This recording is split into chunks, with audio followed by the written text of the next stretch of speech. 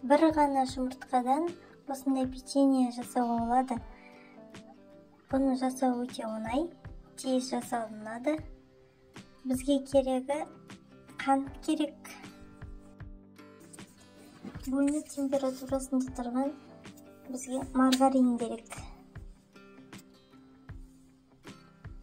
Содан кейін жұмыртқаны саламыз. Бір ғана жұмыртқа жарайды. Содан кейін сұйық майды құямыз. Бәрін араластырып аламыз.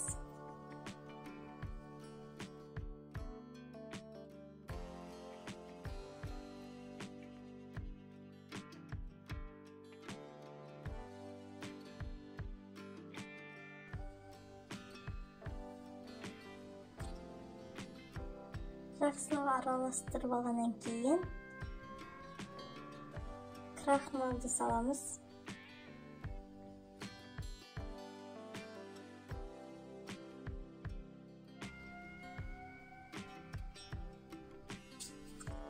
Мен осындай кукурузный крахмалды қолдандым.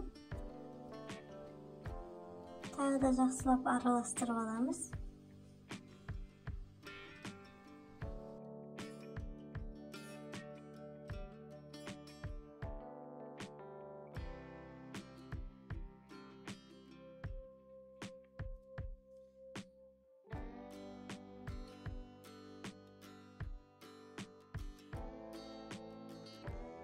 Араластырып болған соң ұнды саламыз.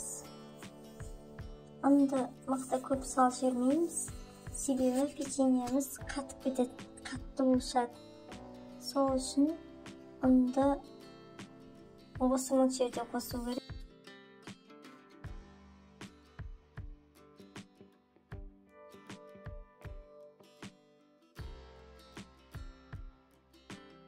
Дайын болған қамырымыз осындай болушы керек.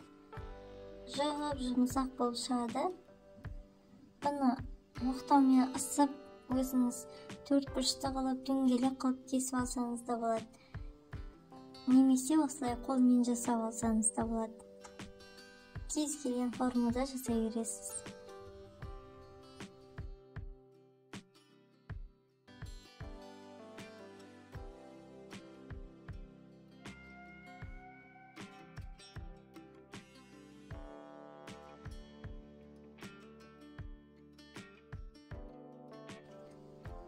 Қызып тұрған пеште 200 градуста 20 минут пісіріп аламыз.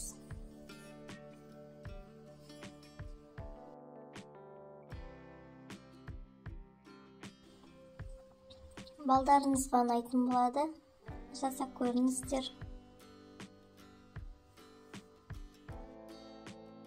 Каналыма тіркеліп қойыңыздар.